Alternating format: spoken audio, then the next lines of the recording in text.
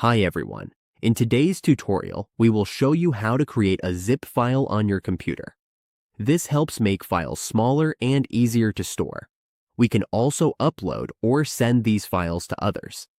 We will walk you through it step by step so you can quickly compress your files into a single folder.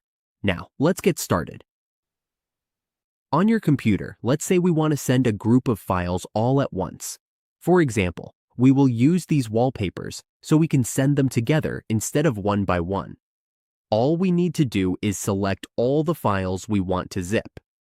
Once we have selected them, simply right-click, then go to Compress to. Then choose Zip File. This will create a zip file for us. We can change the name to something like Sample Zip. Once we open it, all our wallpapers have been combined into one single file. We can check the size and see it is now saved as a zip file. And that's it. We have successfully zipped our files into one folder. Now our files are easier to manage and share whenever we need.